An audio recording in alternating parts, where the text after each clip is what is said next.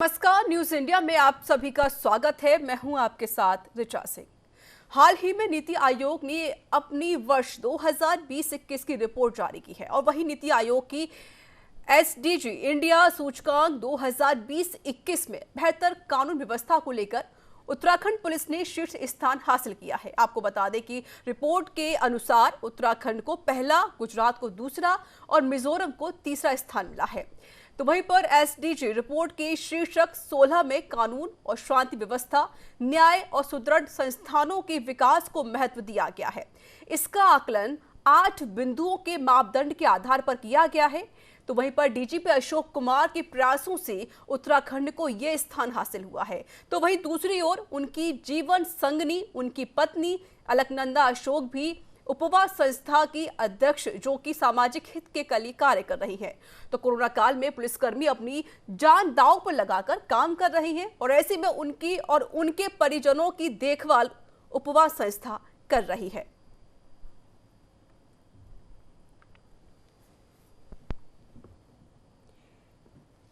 तो आपको बता दें कि हाल ही में नीति आयोग की तरफ से जो रिपोर्ट जारी की गई है उसमें उत्तराखंड पुलिस को पहला स्थान प्राप्त हुआ है। तो वहीं पर उत्तराखंड पुलिस वाइफ एसोसिएशन की अध्यक्ष अलकनंदा अशोक जो महिला पुलिस कर्मियों के लिए भी काफी ज्यादा मददगार साबित होती हुई यह संस्था सामने आई है, जिसको उपवावी कहा जाता है। और सबसे बड़ी बात यह है जिस तरीके से उत्तराखंड पुलिस ने जो कार्य किए कोरोना काल में वो काफी सराहनीय कार्य भी रहे, क्योंकि एक तरीके से उत्तराखंड पुलिस को मित्र पुलिस भी कहा जाता है, जहां पर वो जनता की मित्र बनकर उनका सहयोग करती हैं, उनकी सहायता करती हैं, उनकी मदद करती हैं।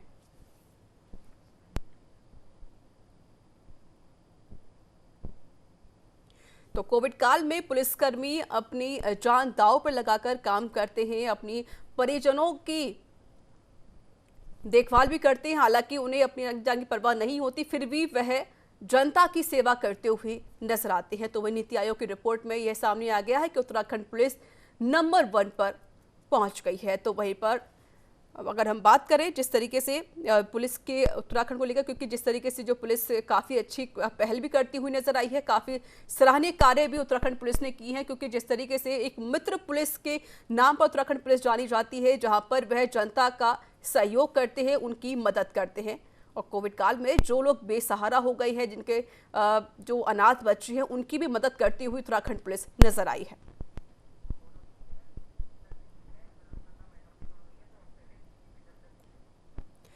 चलिए, और इसी पर अधिक बातचीत करने के लिए मेरे साथ जुड़ चुके हैं डीजीपी हैं अशोक कुमार। अशोक जी, स्वागत है आपका न्यूज इंडिया में। और मेरे साथ जुड़ चुकी हैं उत्तराखंड पुलिस वाइफ एसोसिएशन के अध्यक्ष श्री अलकनंदा अशोक। अलकनंदा जी, आपका बहुत बहुत स्वागत है।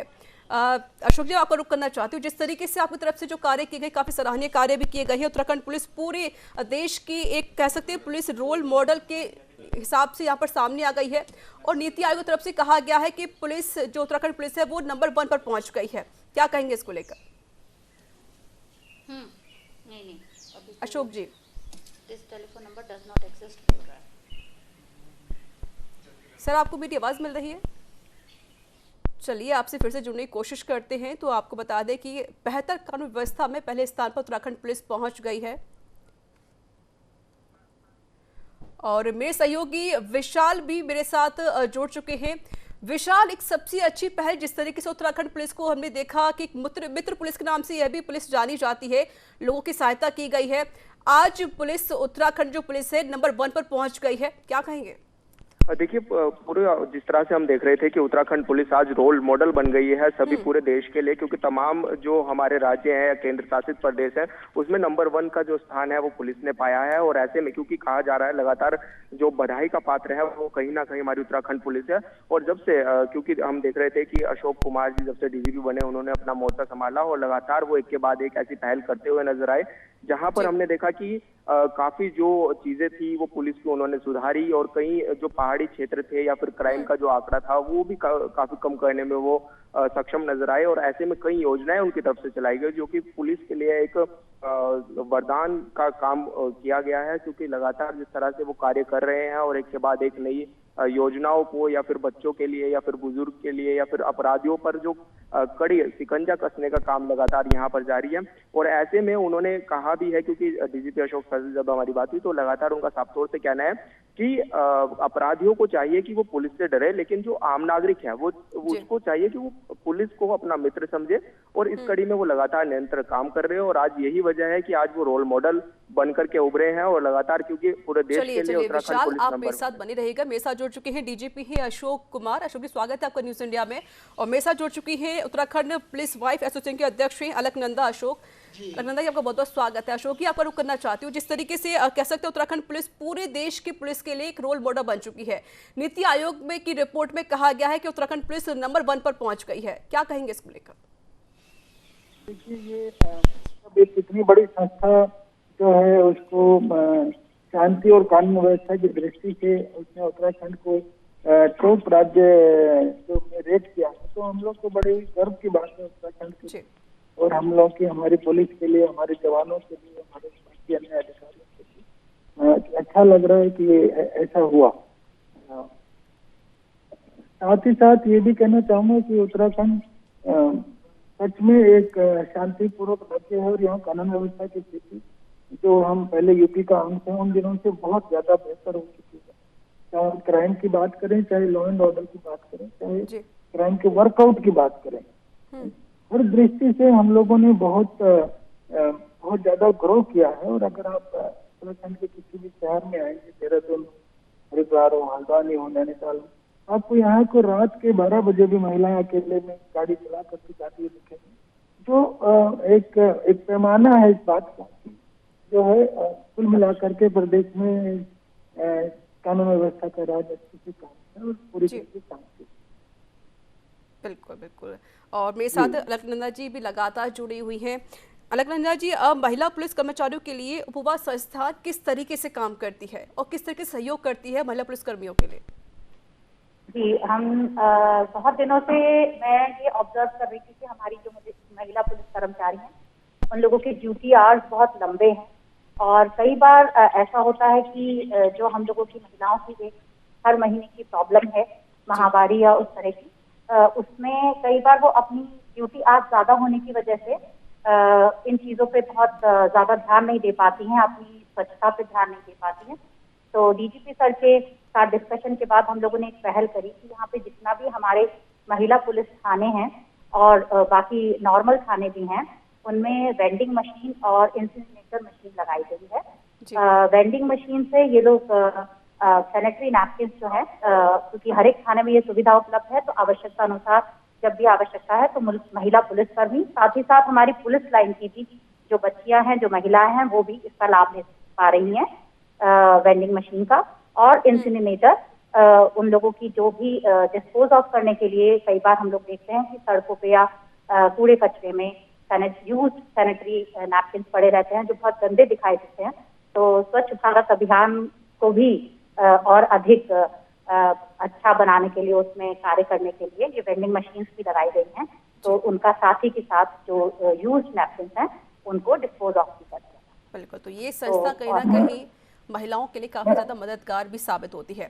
अशोक जी, जिस तरीके से उत्तराखंड नंबर 1 पर पहुंच गई है पुलिस, और सबसे बड़ी बात यह है कि ऐसे में सवाल ये भी रहेगा कौन कौन से ऐसे कार्य किए गए हैं जिस वजह से उत्तराखंड पुलिस नंबर 1 पर आई है, ताकि जो और भी राज्य की पुलिस है वो भी सीख सकें आप लोगों से? देखिए, मैं तो इतना ही कह सकता हूँ कि जहाँ तक अपराध की बात है, अपराध की दृष्टि से हम बहुत ज्यादा संवेदनशील हैं, विशेषकर महिलाओं के प्रति अपराध, बच्चों के प्रति अपराध और सीनियर सिटीजन, वृद्ध जन के प्रति अपराध। इसका तो हम हर थाने में आगाह रखते हैं कि हमारे यहाँ ऐसे कौन से वृद्ध जन रहते हैं जिनका जो अकेले रहते हैं, जिनके बच्चे साथ नहीं रहते, तो उनको हम वीकली तौर पे हम उन्हें चेक कराते रहते हैं कि वो कुशल तो है नहीं है। और महिला और बच्चों के प्रति अपराध में हम इतने संवेदनशील हैं कि इसमें FIR इमीडिएट कराते हैं, तत्काल करवाते हैं। अभी हमने आपको बता दें कि ऑपरेशन मुक्ति शुरू किया था, ऑपरेशन मुक्ति। उसके तहत जितने बच्चे सड़कों पे भीख मांगे उनको भिक्षावृत्ति से शिक्षित मुक्ति दिलाने की मुहिम है। ये हमारी भिक्षावृत्ति ना करें हमने इसके लिए नारा दिया कि इनको भिक्षा नहीं शिक्षा दें, भिक्षा नहीं शिक्षा दें। तो उस तरह से जो क्राइम की बात करें, जो बड़ा क्राइम होता है, लूट है, मर्डर, उसका चोरी है, डकैती, उसका जो पहली बात तो संख्या हमारे यहाँ बहुत कम है, दूसरी बात जो है भी तो उसका वर्कआउट रेट बहुत है। हम आपको बताएं, मेरे ख्याल से लूट में 80% ज्यादा केसेज हम वर्कआउट करते हैं। प्रॉपर्टी को रिकवरी में भी हम कंट्री में टॉप मोस्ट पे। तो ये सारे फैक्टर्स हैं जिनकी वजह से हम कह सकते हैं कि जरूर हमारा क्राइम में रेटिंग अच्छा हुआ होगा। लॉ एंड ऑर्डर मैंने आपको बताया कि हमारे यहाँ सामान्य से शांति हमेशा बनी रहती है, और बाहर का प्रदेश का, इसीलिए टूरिस्ट फ्रेंडली भी है हमारा स्टेट, ये कानून व्यवस्था पूरी तरह से बिल्कुल बनी है, और इसी की वजह से उत्तराखंड पुलिस नंबर 1 पर आ गई है। मैम, सबसे बड़ी बात यह है कोविड काल में भी आपकी तरफ से काफ़ी कुछ मदद की गई है महिलाओं के लिए। फिलहाल ऐसी कौन कौन सी मदद आपकी तरफ से की गई है? हम लोगों ने उपवा के तहत सबसे पहले तो महिलाएं, जो हमारी पुलिस लाइन की महिलाएं हैं, उनके साथ संपर्क स्थापित किया, ताकि हम लोगों का, अधिकारियों की महिलाओं का और जो हमारे कर्मचारी हैं उनकी महिलाओं का आपस में संवाद बना रहे।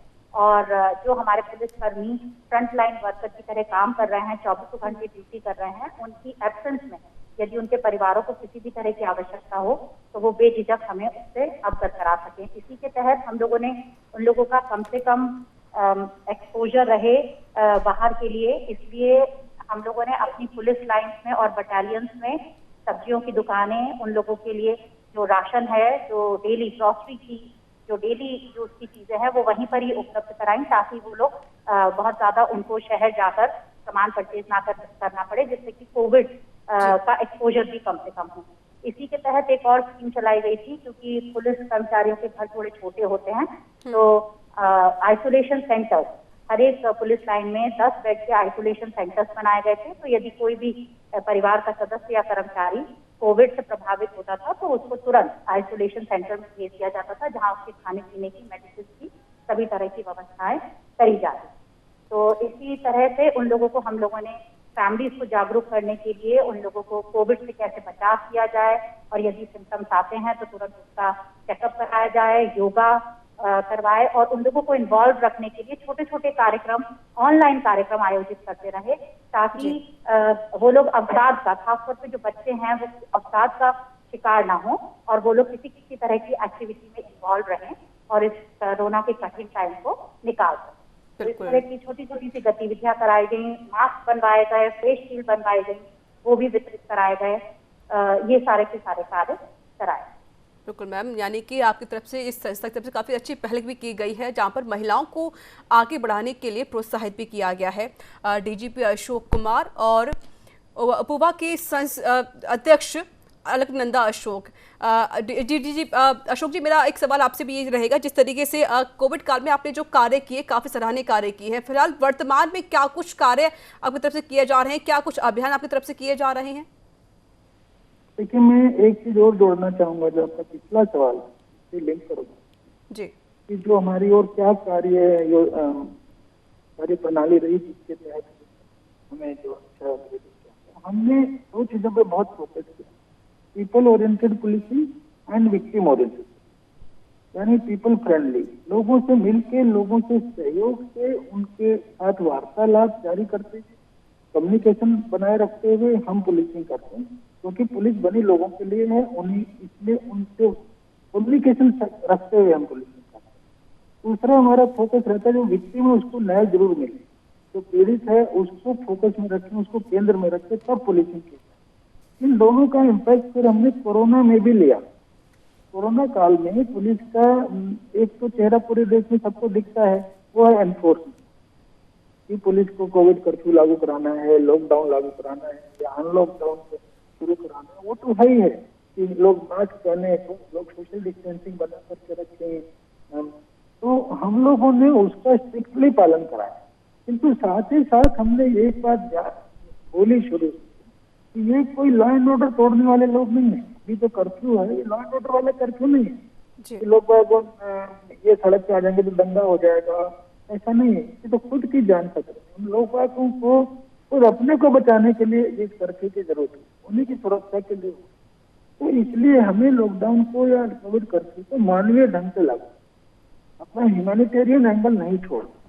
तो उसी के दृष्टिगत जब एक फेज आया, हमारा जो पीक फेज था मई की बिगनिंग में, कि बहुत ज्यादा इन्फेक्शन बढ़ गया, जो पिछले साल से 6 गुना ज्यादा था। पिछले साल का पीक 1498, इस साल का पीक 9,000 से ज्यादा था एक दिन तक। तो हमारी जो है लोड बहुत ज्यादा आ गया स्वास्थ्य सेवाओं पर, हॉस्पिटल पर। ऑक्सीजन बेड्स की अवेलेबिलिटी कम हो गई, आईसीयू बेड्स की अवेलेबिलिटी कम हो गई, ऑक्सीजन सिलेंडर्स की मारामारी होने लगी, दवाओं की मारामारी होने लगी, एम्बुलेंसेज उपलब्ध नहीं हो रही। ये सब के लिए हमने एक मिशन हौसला करके पूरी उत्तराखंड पुलिस में चला। इसमें हर थाने को हमने नोडल बनाया। कोई भी आम आदमी, कोई भी व्यक्ति 100 नंबर या 112 पे कॉल कर सकता है कि मुझे दवाई चाहिए, मुझे एम्बुलेंस चाहिए, मुझे ऑक्सीजन सिलेंडर चाहिए, मुझे खाना चाहिए। उसका हमारे लोग का दाह संस्कार नहीं हो रहा, उसके लिए पुलिस हेल्प करे। तो वो हमने 100% जिन्होंने कॉल किया उन लोगों को उपलब्ध कराई।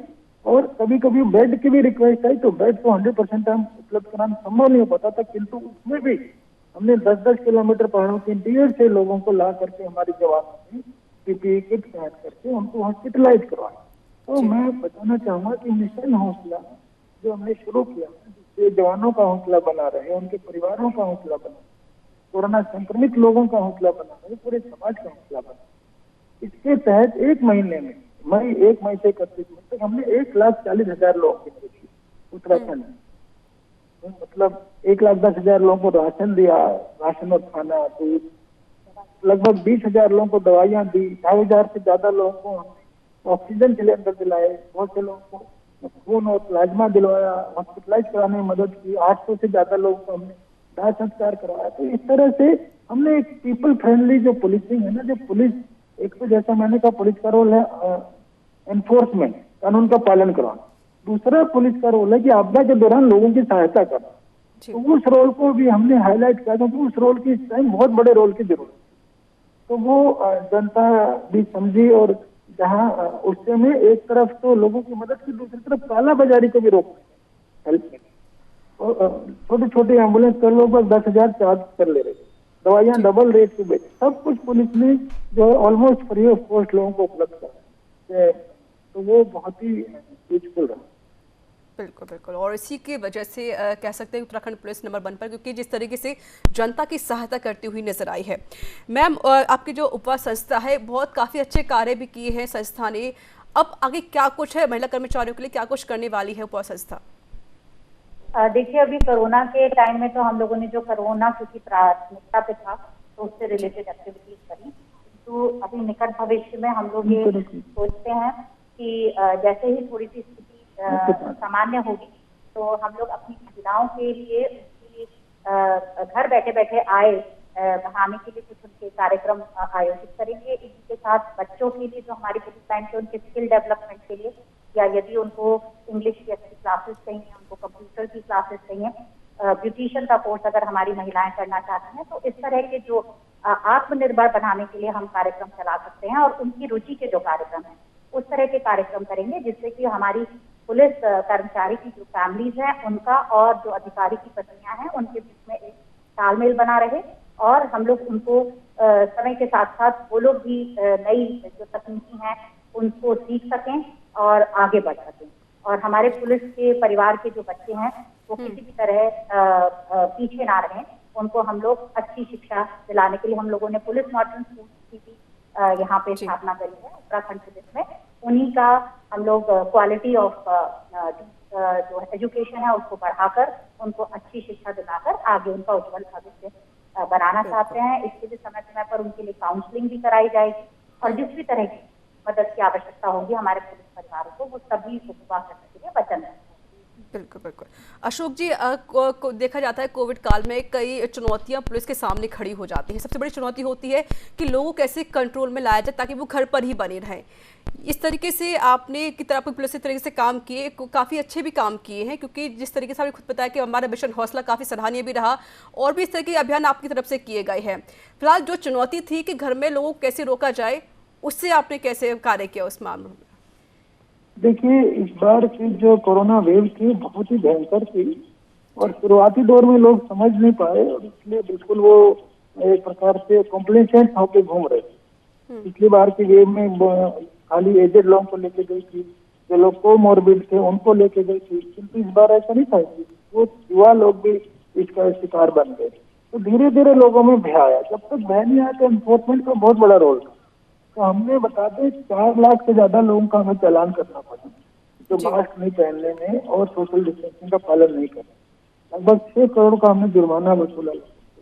इसके बावजूद भी एक फेज ऐसा आया कि लोग कह रहे 90% पॉपुलेशन डिमांड करती थी कि और सख्ती से लगाएं लोग इस कर्फ्यू। तो हमें जो है, जो लोग सड़कों पे अनावश्यक घूम रहे थे उनको भी रोकना पड़ा, पूछताछ करनी पड़ी। क्यों आप सड़क से बाहर क्यों निकल रहे हैं? घर से बाहर आप खुद के लिए खतरा है, आप औरों के लिए खतरा बना। तो ऐसा भी ऐसा फेजेज आते हैं जब कभी कभी लोग पुलिस से उलझ भी जाते हैं, ये समझे बिना कि पुलिस तो भी आपकी मदद के लिए कर रही है। तो ऐसे सीन्स भी आए, ऐसे आपने वीडियोज भी देखे होंगे, ऐसे कहानियां भी देखी होंगी। किंतु ओवरऑल हमने एक सेंट्रल मोटो रखा कि हमें कोविड की गाइडलाइंस का 100% पालन कराना है, सख्ती से पालन कराना है, किंतु साथ ही साथ अपने मानवीय स्वरूप को नहीं खोना। बिल्कुल। तो जिस तरीके से आपकी तरफ से जो पहल की जा रही है और उसी वजह से जो उत्तराखंड पुलिस नंबर 1 पर आ गई है। एक और बात आपकी तरफ से ये भी है कि आप लोगों के लिए मदद करते हुए तो आते ही, लेकिन आपकी तरफ से ये भी कहा गया है कि आपने खुद एक दमकल कर्मी की बेटी की शादी के लिए खुद आपने, माफ़ी चाहती हूँ, इलाज के लिए आपने खुद 12 लाख रुपए की मदद की। एक बहुत बड़ी बात है। हालांकि आप इस बात को शायद ना कहें, लेकिन मैं इस बात को हम खुद कह सकते हैं, क्योंकि एक कर्मचारी की आप बेटी के लिए मदद के लिए, उसके इलाज के लिए आपने 12 लाख रुपए दे दिए। एक बहुत बड़ी बात है। इसको लेकर भी सभी को समझना होगा और कह सकती हूँ सभी संस्थाओं को भी आगे बढ़कर आना होगा, अपने हाथ आगे बढ़ाने होंगे और जो लोग गरीब हैं, जो बेसहारा हैं, जो असहाय हैं, उनकी मदद करनी होगी। आप दोनों का बहुत बहुत शुक्रिया। मैं आपको बस 1 मिनट ये जोड़ना चाहूंगा, जो मिशन हौसला जो सफल हुआ है ये लोगों की और संस्थाओं की सहायता से हुआ है। उसके बिना हमने जो 1,40,000 लोगों की मदद की है, पुलिस ने अपनी जेब से नहीं, जिन लोगों की सहायता से ही जो मदद करना चाहते थे उनकी सहायता लेकर, जिनको मदद की जरूरत थी उनकी सहायता। तो हम उन सब के बहुत ही शुक्रगुजार हैं। और जो हमारा फायर कर्मी था उसका मैंने सोशल मीडिया पे मैसेज किया और फिर हमने उसकी जो मदद की जानी थी वो की गई। तो मैं आपका भी बहुत बहुत आभारी हूँ जो आप बहुत बहुत शुक्रिया सर। मैम आप दोनों का बहुत बहुत शुक्रिया। हमारे साथ आपने वक्त निकाला बात करने के। हालांकि आप दोनों के पास टाइम तो नहीं होता होगा, लेकिन फिर भी आप लोगों ने हमको टाइम दिया। आपका बहुत बहुत शुक्रिया और उम्मीद करते हैं कि आप लोग भी शायद इनसे कुछ सीखें, क्योंकि जिस तरीके से चाहे हम किसी पद पर क्यों ना हो, लेकिन अगर हमारे पास थोड़ा सा वक्त है या थोड़ा पैसा भी है तो हम सामने वाले लोगों की मदद भी कर सकते हैं। जिस तरीके से उत्तराखंड पुलिस ने काफ़ी काम की है, डीजीपी की सहायता की वजह से इस तरीके से जो उत्तराखंड पुलिस नंबर 1 पर आज पहुंच गई है और इसको लेकर भी हर जगह उत्तराखंड पुलिस की प्रशंसा भी हो रही है। तो इसी के साथ इस रिपोर्ट में इतना ही। देश दुनिया की तमाम खबरों के लिए देखते रहिए न्यूज़ इंडिया। दीजिए मुझे इजाजत। नमस्कार।